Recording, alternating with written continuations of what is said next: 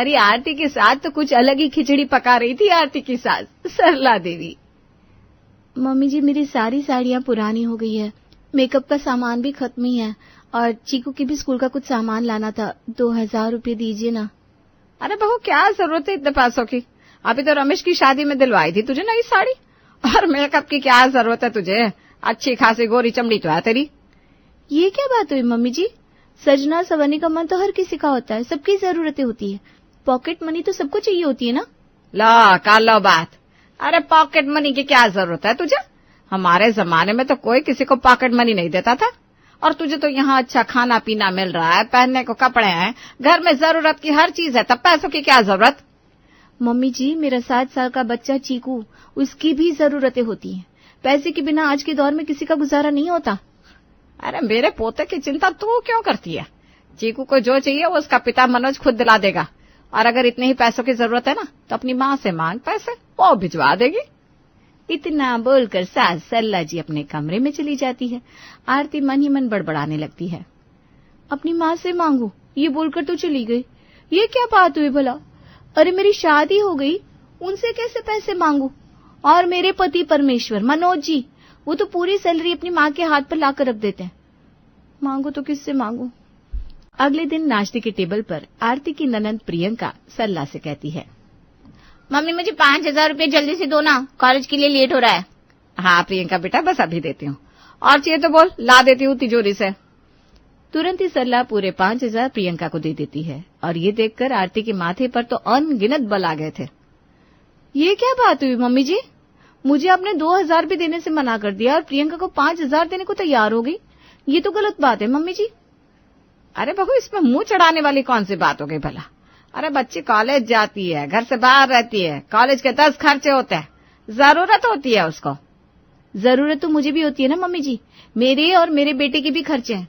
जब चीकू मुझसे पैसे मांगता है तो मेरे पास कुछ नहीं होता, तो मुझे भी बुरा लगता है। भाभी आपको कोई जरूरत नहीं है पैसे मांगने की, चीकू के लिए भैया है ना, वो उसका ख्याल रखते हैं। आपके लिए तो घर में सब कुछ है। हाँ, आपको चीकू की टेंशन लेने की क्या जरूरत है? बिल्कुल सही कह रही है प्रियंका। अगर तुझे पैसे ही चाहिए तो अपने घर वालों से मांग ले, कॉल करो और मंगवा लो। वैसे भी ऑनलाइन का जमाना है, 2 मिनट नहीं लगते पैसे इधर से उधर आने में।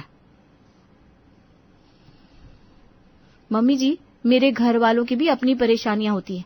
पापा पिछले 6 महीने से बीमार है, वो अब कोई काम भी नहीं कर पाते। एक छोटा भाई है, वही कमाता है, उसके भी 2 छोटे छोटे बच्चे हैं। माँ अकेली सब कुछ संभाल रही है। अब ऐसे में मैं उनसे पैसे कैसे मांग सकती हूँ? अरे अब ये गरीबी का रोना ना मेरे सामने मत रोने लग जाना। तू जा और जाकर जरा मेरे लिए हलवा पूरी बना कर दे, बड़ा ही मन कर रहा है खाने का। ये पैसे का रोना गाना बाद में कर लेना। ठीक है मम्मी जी। आरती गुस्से से बड़बड़ाते हुए रसोई में घुस जाती है। तभी पड़ोस की राधा का सरला के पास आकर बैठती है। अरे सरला, तेरी बहू तो बड़ी कबीसर है, तेरे घर को चमका के रखा है, साफ सफाई एकदम चकाचक। अरे इतना आसान नहीं होता बहुओं से काम करवाना, अपने कंट्रोल में रखने के लिए बहुत कुछ करना पड़ता है। सही कह रही है सरला, एक मेरी बहू है, मेरे बेटे की पूरी सैलरी कब उड़ा देती है पता नहीं लगता, और कोई काम करने को कह दो तो मौत आ जाती है उसको। अरे इसीलिए तो मेरा बेटा सारी कमाई मेरे हाथ पर लाकर रख देता है। अरे घर का अर्थशास्त्र ही ना आजकल की बहुओं को क्या मालूम, ये तो हमें ही देखना पड़ता है। इसीलिए मैं अपनी बहू को पैसे और तिजोरी से दूर ही रखती हूँ। एकदम सही करती है, बस ऐसे ही अपना कंट्रोल बनाए रखना। ढेर सारी चुगलियां करके पड़ोसन राधा चली जाती है, और ये सारी बातें आरती सुन लेती है और चुपचाप चाय नाश्ता रखकर जाने लगती है। तभी सरला की नजर आरती की पुरानी घिसी हुई चप्पल पर पड़ती है। अरे बहू रुको जरा, कैसे चप्पल पहन रखी है टूटी हुई? ये तो घर में अपशगुन माना जाता है। हे भगवान, कौन से कर्म किए थे मैंने जो ऐसी बहू मेरे हिस्से में आई। अब क्या करूं मम्मी जी, मेरे पास तो पैसे है नहीं। कितनी बार आपसे कह चुकी हूं, पर आप कभी देती भी नहीं। अब बहू को कंट्रोल में रखना है, पॉकेट मनी नहीं देनी, तो ये अपशगुन तो झेलना पड़ेगा ना। अच्छा, तो अब मेरी बहू मुझसे जुबान लड़ाएगी। बस यही दिन देखना बाकी रह गया था बहू। हाय हाय, क्या क्या देखना पड़ रहा है। अब क्या था, सरला का इमोशनल अत्याचार हो गया शुरू। तभी प्रियंका वहां आती है। मम्मी, मम्मी आज मेरी बेस्ट फ्रेंड की बर्थडे पार्टी है, मुझे इसके लिए गिफ्ट लेना है, कुछ पैसे चाहिए। हाँ हाँ बेटा, जरूर अभी देती हूँ। तेरे बिना कोई पार्टी कैसे पूरी हो सकती है? ये ले 1,000, जो अच्छा लगे वो ले लेना। हाँ, ये देखकर आरती का मुंह फूलकर गोलगप्पे जैसा हो जाता है। वो गुस्से से अपने कमरे में आ जाती है। अब मम्मी जी का ज्यादा ही हो रहा है, मुझे कुछ तो करना पड़ेगा। मनोज जी से बात करती हूँ, वही कुछ करेंगे। रात में जैसे ही मनोज घर आता है, आरती को गुस्से से भरा देखकर वो उससे पूछता है, अरे आरती, क्या हुआ? तुम इतना सीरियस क्यों हो? सब ठीक तो है ना? कुछ ठीक नहीं है मनोज जी। अरे कैसे रूल्स है आपके घर के? बेटियों को यहाँ सब मिलता है और बहुओं के नाम पर परंपरा आ जाती है। ना आप मुझे खर्च को पैसे देते हो और ना ही मम्मी जी। अरे तो मैं कैसे दूं? सैलरी आती ही मम्मी जी मुझसे सारी सैलरी ले लेती है। मेरे पास बस मेरे लायक पैसा बचता है, उसमें से मैं तुम्हें कैसे दूं? और मैं फिर अपना खुद का खर्चा कैसे उठाऊंगा? ये क्या बात हुई जी? पत्नी को लेकर भी आपकी कोई जिम्मेदारी बनती है ना। अरे मेरी और मेरे बेटे की भी जरूरत होती है, 10 चीजें तो हमें भी चाहिए होती है। अब तुम तो जानती हो आरती, हमारे घर में बहुओं को पॉकेट मनी नहीं मिलती, क्योंकि घर के सारे खर्चे पानी मम्मी ही संभालती है।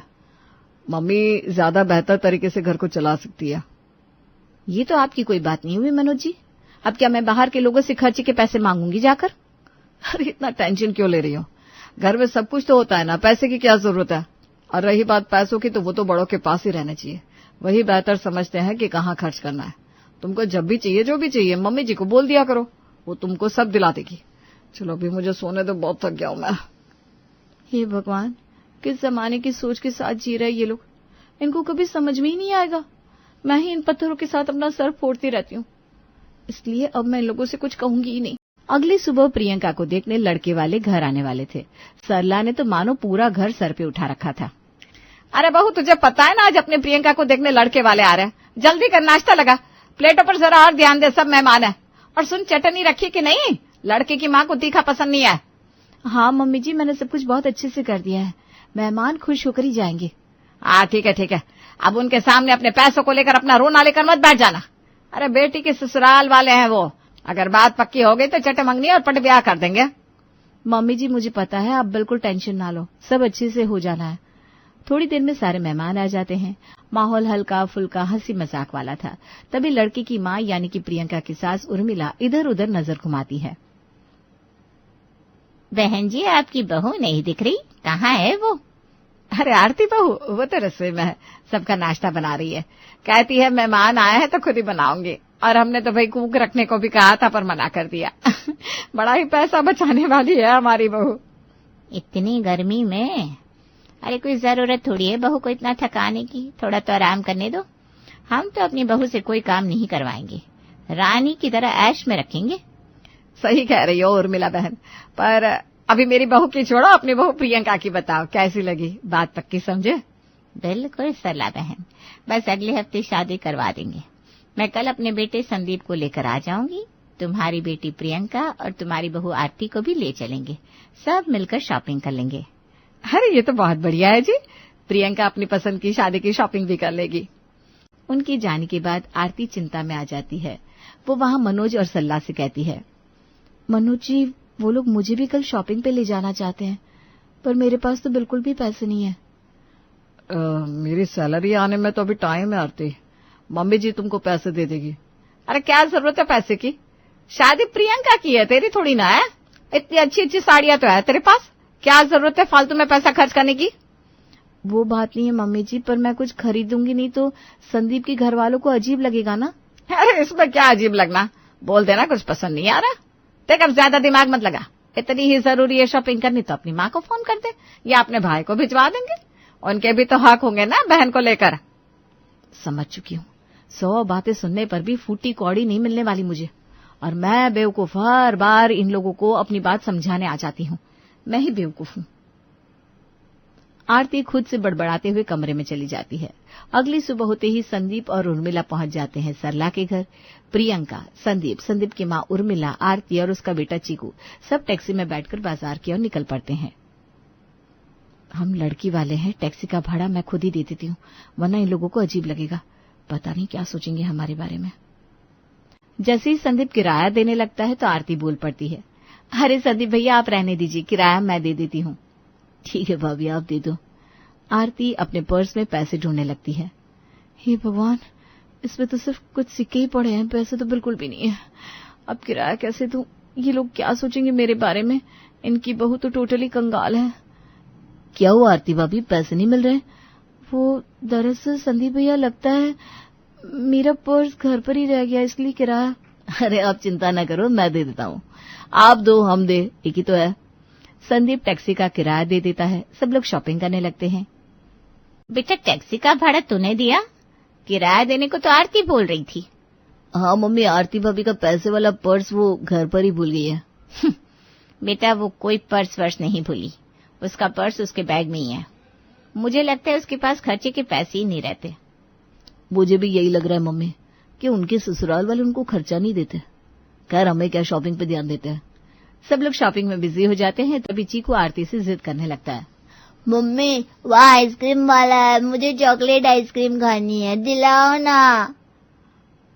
बेटा कितनी बार बुलाया है, मम्मी के पास पैसे नहीं रहते। पापा और दादी मम्मी को खर्चे के लिए पैसे ही नहीं देते। हर बार आइसक्रीम के लिए जिद क्यों करते हो? तो फिर आप मुझे साथ में क्यों लाती हो? इससे अच्छा मैं पापा के साथ जाता, कम से कम वो कुछ खाने पीने की चीजें तो दिलाते। अब तो कुछ भी नहीं दिलवाती। तभी संदीप और उर्मिला फिर से उनकी बातें सुन लेते हैं। संदीप उनके पास जाकर कहता है, अरे भाभी आपका पर्स घर पर रह गया ना, चीकू को आइसक्रीम मैं दिलवा देता हूँ। आपको मम्मी जी बुला रही है, आप उनके पास जाओ। हे भगवान, लगता है आज इज्जत का जनाजा निकल ही जाएगा। खैर पैसे होने का नाटक तो करना ही पड़ेगा। संदीप चीकू को आइसक्रीम दिलवाता है और आरती उर्मिला के पास जाती है। अरे आरती बहू, तुमने तो कुछ लिया ही नहीं। ये साड़ी देखो कितनी अच्छी लग रही है, तुम पर खूब जचेगी। उस साड़ी को देखकर आरती की आंखें तो मानो फटी की फटी रह जाती है। दूसरी पल वो खुद को संभालती है। ये साड़ी नहीं, ये मुझ पर बिल्कुल भी अच्छी नहीं लगेगी। ये आप प्रियंका के लिए ले लीजिए, उस पर बहुत जचेगी। प्रियंका के लिए तो मैंने बहुत सी साड़ियां ली है, तू भी अपने लिए कुछ खरीद ले। अरे तू भी तो घर की बहू है, शादी में तू भी चमकनी चाहिए। अरे मम्मी जी अब क्या बताऊं, दरअसल भाभी ना अपनी शॉपिंग मनोज भैया के साथ करती हैं। फिर भैया को कुछ पसंद नहीं आता तो वो भाभी से नाराज हो जाते ना, इसीलिए अभी भाभी को कुछ पसंद नहीं आएगा। ये तो अच्छी बात है। चलो बहुत सी शॉपिंग हो गई है, अब तुम दोनों को घर छोड़ देते। उनको छोड़ने के बाद संदीप और उर्मिला घर जाकर सोच में पड़ जाते हैं। तूने देखा बेटा बहू की भाभी के साथ क्या हो रहा है? अरे बेचारी के पास अपने बच्चों को आइसक्रीम तक दिलवाने के पैसे नहीं है। हाँ मम्मी, लेकिन इसमें हम क्या कर सकते हैं, ये उनके घर का मामला है। उधर प्रियंका ने अपनी माँ सरला के कान भरने शुरू कर दिए। भाभी की नीयत तो पैसों को लेकर बड़ी खराब है मम्मी। बात बात उनको दिखाना चाह रही थी हम उनको पैसे नहीं देते। अरे इतना ही नहीं, ये तो उनके पैसों से नई नई साड़ियां खरीदने को तैयार भी हो गई थी। ये क्या बात हुई बहू? अरे बेटी का ससुराल है, वो ऐसे नाक कटाएगी तू हमारी? अरे मम्मी थैंक यू बोलो, आज मुझे इज्जत बचा ली मैंने आपकी, झूठ बोल बोल कर। वरना आपने तो भेज दिया था मुझे खाली हाथ। अरे टैक्सी का किराया तक नहीं दे पाई मैं। क्या सोच रहे होंगे वो हमारे बारे में? अरे तो तुम मुझसे मांग लेती, मैं देती तुझे।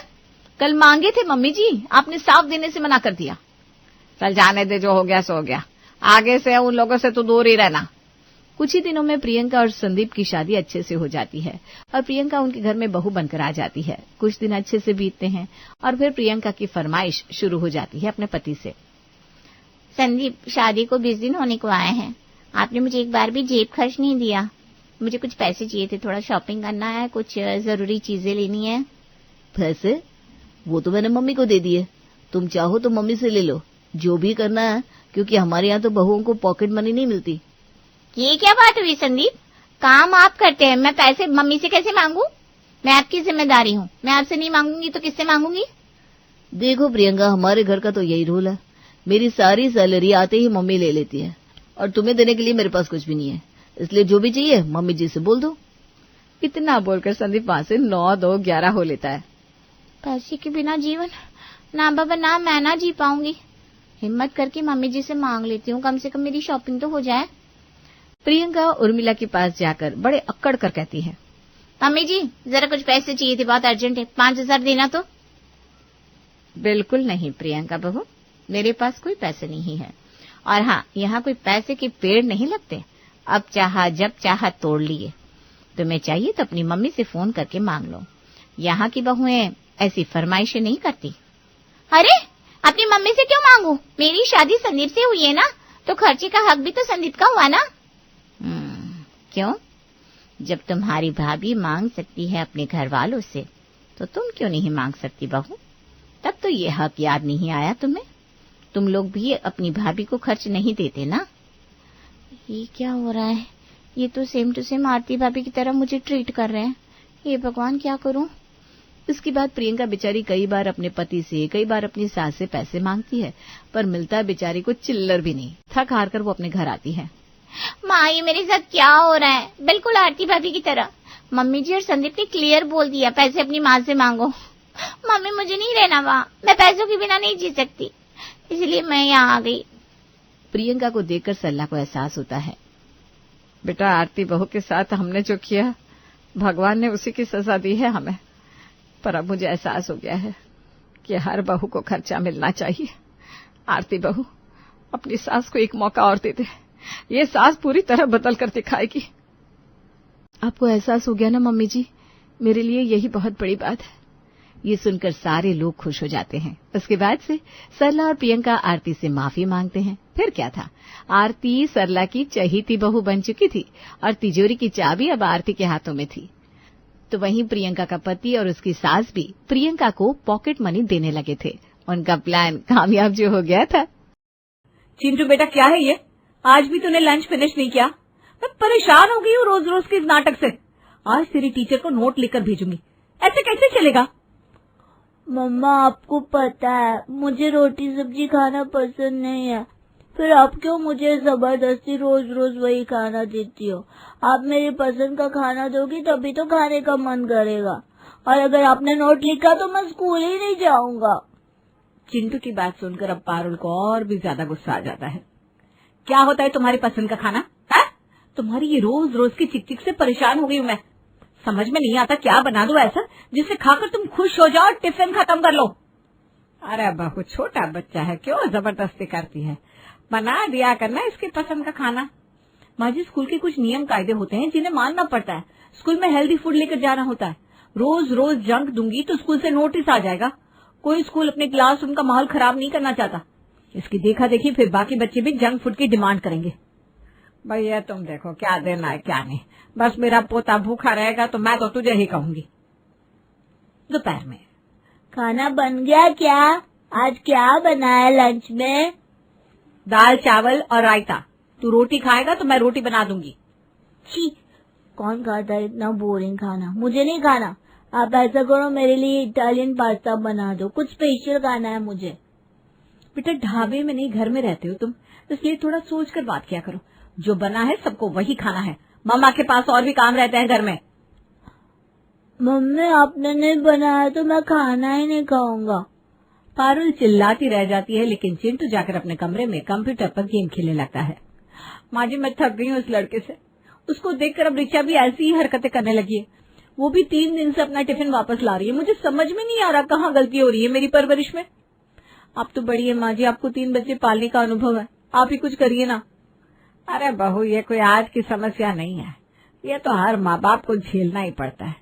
इसका बाप कौन सा कम था, ना को चने चबा देता था। मुझे ही पता है कैसे बड़ा किया है उसे। हमारी तो कट गई बेटा, अब तुम्हारी बारी है। सही बताऊं ना तो इस समस्या का कोई परमानेंट इलाज नहीं है।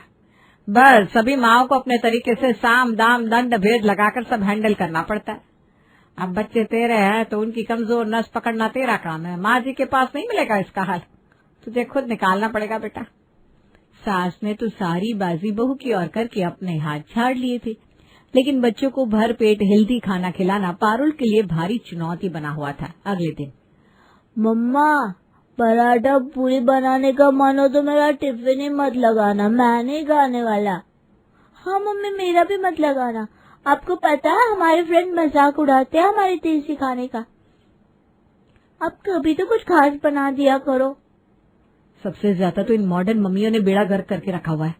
आज मेरे बेटे के टिफिन बॉक्स में क्या है कहकर रील बनाने वाली औरतों के कारण हमारे जैसे मिडिल क्लास औरतें जो पूरा दिन घर के काम में पिसती हैं, उनकी लाइफ खराब हो गई है। एक बच्चा होता है इनके पास और उसके टिफिन के लिए ये रोज नई रेसिपी बनाकर देती है, और एक हम हैं, 2 बच्चे, ननद, देवर, सास, ससुर, पति, सबकी जिम्मेदारियों के बीच किसी तरह टिफिन बनकर बैग में चला जाए, यही बहुत है। कहाँ से इतना समय निकाले कि टिफिन के लिए नई नई रेसिपी बना सके। अब रोज रोज बच्चे को भूखा भी नहीं छोड़ सकती, इसलिए आज पारुल चीज टोस्ट बनाकर टिफिन में पैक कर देती है। वो परेशान सी बैठी हुई थी, तभी उसकी बड़ी बहन का फोन आता है। कैसी है पारुल? बस दीदी, बच्चों के एग्जाम चल रहे हैं ना, उसी में लगी हूँ। आप बताओ। खास बात बताने के लिए ही कॉल किया है।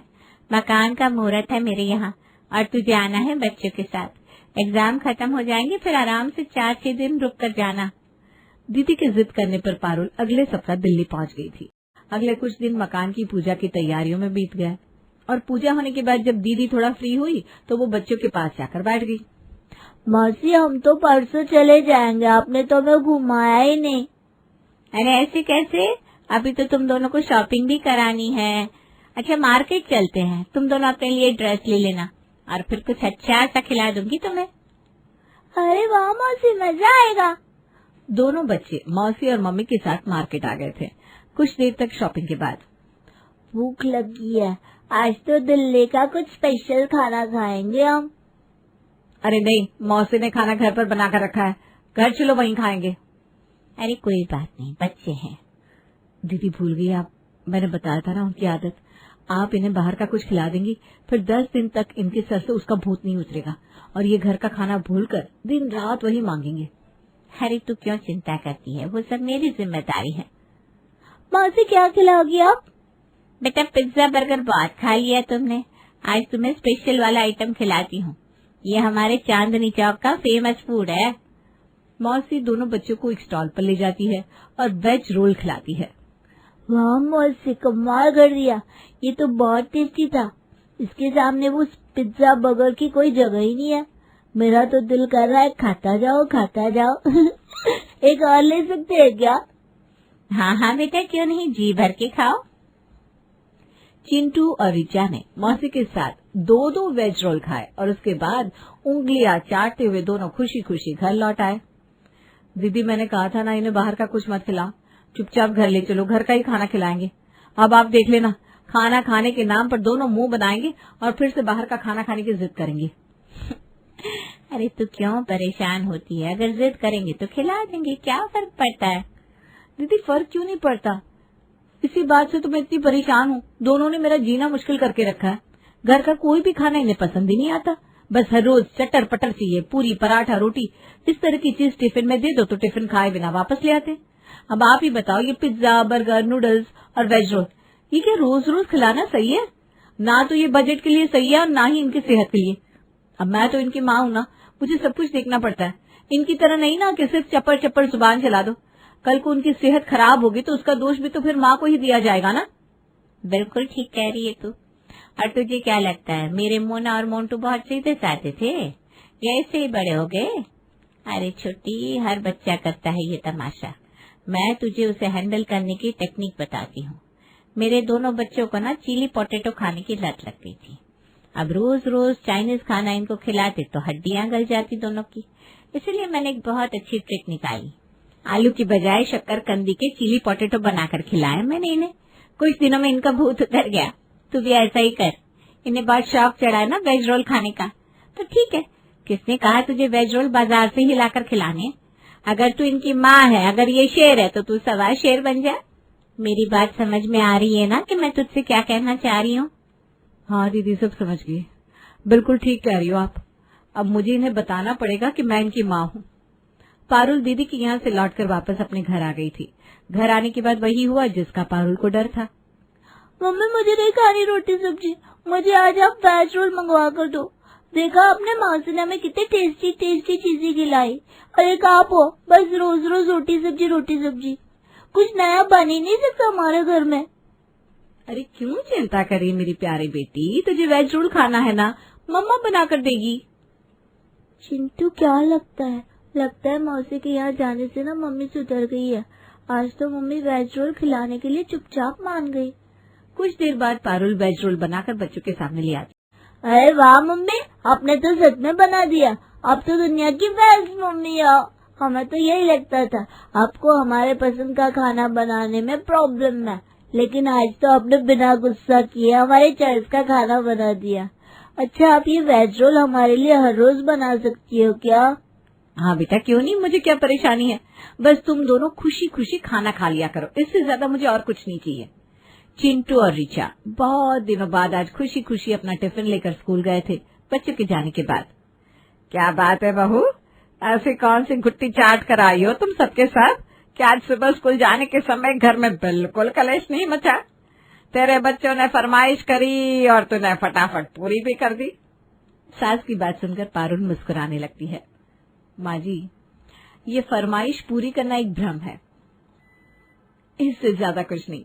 वेज रोल खाने की फरमाइश कर रहे थे आपके पोते और पोती, तो मैंने भी खिला दिया। अगर माँ चाहे ना तो बच्चे को कुछ भी खिला सकती है। बेटा मुझे समझ में नहीं आ रहा तो कहना क्या चाह रही है। माँ जी, ये जो वेज रोल है ना, ये मैदा से बनता है और इसके अंदर दुकान वाले लाल मिर्च, चटनी और भी तमाम मसाले इस्तेमाल करते हैं। और जानती है मैंने क्या किया? मैंने इसके अंदर लगाई अपने घर में बनाई हुई इमली और हरी मिर्च की चटनी, और वेजिटेबल्स के नाम पर मैंने आज इसके अंदर भरवा टिंडे स्टफ करके रोल बनाया है। नादानों को क्या पता है कि वेजिटेबल रोल के अंदर कौन कौन सी सब्जियां डाली जाती है। अब इस रोल के अंदर वही सब्जियां जाएंगी जो मैं चाहूंगी। दूसरे दिन, अरे बहू बाजार जा रही है क्या? माँ जी, थोड़ी सब्जियां ले आती हूँ, घर में कोई सब्जी नहीं बची। तोरी घिया वगैरह मत ले आना बेटा, तुझे पता है घर में कोई नहीं खाता इन सब्जियों को। बिना बात हर बार जानवरों को ही डालनी पड़ती है। इतनी महंगाई है, बनाकर खाना बाहर फेंकना क्या फायदा। आप क्यों चिंता करिए माँ जी, मैं वही सब्जियां लेकर आऊंगी जो सब लोग खाएंगे। आप कहती थी ना माँ को अपने बच्चों की कमजोरी खुद पकड़नी पड़ती है, तो आप ये समझ लो कि अब सबकी कमजोर नस मेरे हाथ में आ गई है। शाम को डिनर के लिए पारुल मिक्स वेज बनाती है। चिंटू, रिचा बेटा, मम्मा डिनर बना रही है, आप दोनों खाना खाओगे या फिर अपना फेवरेट वेज रोल खाओगे? मम्मा मेरा वेज रोल बनाना, मैं तो खाऊंगी। मेरा भी, बोरिंग रोटी सब्जी कौन खाता है। ओहो बेटा, आपको पता है ना मम्मा को ये सब बनाने के लिए कितनी मेहनत करनी पड़ती है। प्लीज मम्मा बना दो ना, कल हम दाल चावल खा लेंगे, प्रॉमिस। अच्छा ठीक है। पारुल दोनों के सामने नाटक करती है जैसे उसे वेज रोल बनाने के लिए बहुत मेहनत करनी पड़ेगी, लेकिन असल में वो चुपचाप रोटी बनाकर मिक्स वेज डालकर ही उनके लिए वेज रोल तैयार कर देती है। साथ में थोड़ा सॉस और चटनी देकर दोनों बच्चों की नजर में वो तो बन गई सुपर मॉम। स्कूल में, आज क्या लाया है तू टिफिन में? दाल चावल। फिर भी कोई खाना है? मैं तो नूडल्स लाया हूँ। नूडल्स पुराने हो गए, मेरी मम्मी तो रोज हमारे लिए वेज रोल बनाती है, वो भी स्पेशल फ्लेवर वाला, घर पर बना हेल्दी और हाइजीनिक वेज रोल। क्या बात कर रहा है यार, बुलाना कभी मुझे भी, अब तो मेरा भी खाने को मन करने लगा। चल आज शाम को आजा, तू भी क्या याद करेगा। शाम के समय आदित्य चिंटू के यहाँ पहुँचता है। फिर कुछ देर के बाद चिंटू की मम्मी रोल्स लेकर हॉल में आती है। अरे ये क्या मजाक है, ये वेज रोल है, तू मुझे पागल बना रहा है या फिर तू वाकई में नादान है। ऐसे क्यों बोल रहे हो, ये तुम्हें कुछ और नजर आ रहा है क्या? वेज रोल नहीं है, रोटी में सब्जी रखकर रोल किया है। मैंने तो आज तक कद्दू रोल नहीं खाया। कद्दू रोल? अरे मेरे भोले भाले चिंटू, ये कद्दू की सब्जी और रोटी जिसे तेरी मम्मी रोल बताकर खिला रही है। अगर तुझे यकीन ना हो तो क्लास में किसी और बच्चे को खिलाकर देख ले, कोई भी खाकर 1 मिनट में बता सकता है कि ये वेज रोल है या फिर सब्जी में लिपटी हुई रोटी। आदित्य की बात सुनकर चिंटू समझ गया था मम्मी ने उसके साथ जरूर गेम खेला है। चल भाई मैं चलता हूँ, बाद में मिलता है। आदित्य के जाने के बाद, मम्मा आपने मेरे दोस्त के सामने मेरा मजाक बनवाकर अच्छा नहीं किया। अब जब मैं स्कूल जाऊंगा ना तो मुझे इसी वेज रोल का नाम लेकर छेड़ेंगे सब लोग। आपको अच्छा लगेगा? आपकी बेटी की क्लास में बाकी बच्चों के सामने बेइज्जती हो जाएगी। बेटा इसमें इंसल्ट होने जैसी क्या बात है, ये तो हर माँ करती है। अपने बच्चों को बाहर के अनहेल्दी खाने से बचाने के लिए घर में हेल्दी खाना बनाकर देना कौन सी गलत बात होगी। तुम्हारा क्या है, तुम तो बच्चे हो, बस जिद पकड़कर बैठ जाते हो, लेकिन हमें तो तुम्हारा अच्छा बुरा सोचना पड़ता है ना बेटा। अब मैदे का वेज रोल रोज खाओगे तो सेहत को तो नुकसान ही होगा। मम्मा सिर्फ आप ही ऐसा करते हो, बाजार से पिज्जा नहीं खाने देते और घर में जो पिज्जा बनाती हो उसमें चीज की जगह पनीर भर देते हो आप। तो बेटा चीज खाना हेल्दी नहीं होता, इसलिए मैं पनीर से रिप्लेस कर देती हूँ चीज को। लेकिन मम्मा इस तरह से नहीं होता, अगर पिज्जा में चीज थी तो पिज्जा कहाँ बचा? और आज तो आपने हद ही कर दी, चिंटू के फ्रेंड को कद्दू वाला वेज रोल खिला दिया। कौन से वेज रोल में कद्दू पड़ता है? तुझसे किसने कहा कि मैंने वेज रोल में कद्दू डाला था? मैंने अभी भी रसोई में जाकर देखा, आपने कद्दू की सब्जी और रोटी बनाकर रखी है और कोई सब्जी है ही नहीं किचन में। इसका मतलब आपने वही कद्दू वेज रोल में डालकर हमें खिला दिया। ठीक है बेटा, अगर तुम दोनों को ऐसा लगता है कि मेरी वजह से क्लास में तुम्हारी रेपुटेशन खराब हो रही है और तुम्हारा टेस्ट बिगड़ रहा है तो ठीक है, मैं भी तुम दोनों से प्रॉमिस कर रही हूँ, आज के बाद तुम दोनों की सेहत अच्छी रखने के लिए मैं कोई एक्सपेरिमेंट नहीं करूंगी। जिसको जो खाना है खाओ, बस बहुत हो गया, थक गई हूँ मैं भी। अगले दिन पारुल बाजार से वेज रोल ऑर्डर कर देती है। शाम के समय जब दोनों बच्चे पार्क से खेल कर लौटते हैं तो पारुल दोनों को मार्केट से ऑर्डर करके मंगाए हुए वेज रोल खाने के लिए देती है। रेस्टोरेंट से मंगवाए हैं, खा लो दोनों। चिंटू और रिचा दोनों बाजार से आए हुए वेज रोल खाने लगते हैं। रोल खत्म होने के बाद, चिंटू तुझे कैसे लगे मार्केट वाले वेज रोल? दीदी बहुत बेकार था, कोई टेस्ट ही नहीं आ रहा था। मुझे तो ऐसा लग रहा था जैसे कच्ची रोटी खा रहे हो। मुझे भी पसंद नहीं आया दीदी, इतनी लाल मिर्च झोंक कर रखी थी, खाने का मन ही नहीं कर रहा था। वैसे जो मम्मा बनाकर देती थी ना वो बहुत टेस्टी होता था। सही कह रहा है, मुझे भी मम्मी के हाथ के बने रोल पसंद आते थे। चलो मम्मी से सॉरी बोल देते हैं और उनसे कहते हैं वो जो भी बनाती थी हमें तो वही पसंद है। चिंटू और रिचा माँ के पास जाते हैं। मम्मा अब नाराज हो हम दोनों से, हम आपसे सॉरी बोलने के लिए आए हैं। हाँ मम्मा, हम आपको नाराज नहीं देख सकते, सॉरी। कल वेज रोल के लिए हमने आपको इतना सुनाया, जबकि आप तो कितनी मेहनत से रोज हमारे लिए अच्छा अच्छा खाना बनाती हो। जाने दो, बनाती हूँ नहीं बनाती थी। अब से मुझे तुम दोनों को खुश करने के लिए कोई एफर्ट ही नहीं करना। तुम्हें जो उल्टा सीधा खाना है शौक से खाओ। अपने पापा को बता दिया करो, पापा ला देंगे। कल को जब सेहत बिगड़ेगी तो तुम जानो और तुम्हारे पापा जाने, मुझसे कोई मतलब नहीं है। मम्मा इतने दिन से आपके हाथ का वो हैंडमेड वेज रोल खा खा के हमारे मुंह में वही टेस्ट सेट हो गया है। अब मार्केट का वेज रोल हमें अच्छा ही नहीं लग रहा।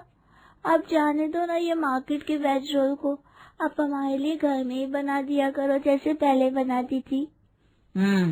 अभी तुम्हारा फ्रेंड बता कर गया ना, वो वेज रोल था ही नहीं, रोटी के अंदर सब्जी डालकर बनाती थी मैं। हाँ तो हम वही खा लेंगे, आपके हाथ की रोटी सब्जी, बस अच्छी तरीके से बनाना जैसे पहले बनाती थी। ये मार्केट वाली सॉस तो बहुत बेकार लग रही थी, अब जो चटनी लगाकर बनाती हो ना वो बेस्ट होती है। देख बहू, तो यही चाहती थी ना कि तेरे बच्चे घर के खाने की वैल्यू को समझे और बाहर के खाने से उनका लगाव थोड़ा कम हो जाए। तेरे बच्चे खुद तेरे पास आए हैं, जो तू चाहती थी तूने कर दिखाया। तेरे बच्चों को अब बाहर का नहीं तेरे हाथ का बना खाना पसंद आ रहा है। चल अब ज्यादा नखरे मत कर और जल्दी से अपने बच्चों को गले लगा ले। अगर फिर से भटक गए ना तो सुधारने में तुझे पापड़ बेलने पड़ जाएंगे। हाँ ठीक कह रही है मम्मी जी, मुझे तो खुश होना चाहिए कि मेरे बच्चों को मेरे हाथ का बना खाना बाहर के खाने से ज्यादा पसंद आ रहा है। ठीक है मेरे बच्चों, जो मेरे बच्चों को पसंद होगा मम्मा बनाकर जरूर खिलाएगी। बस फिर क्या था, बच्चों को तो पता लग गया था कि उनकी वेज रोल को रोटी के अंदर सब्जी डालकर बनाया जा रहा है, लेकिन फिर भी अब वो उसे खुशी खुशी खाने लगे थे।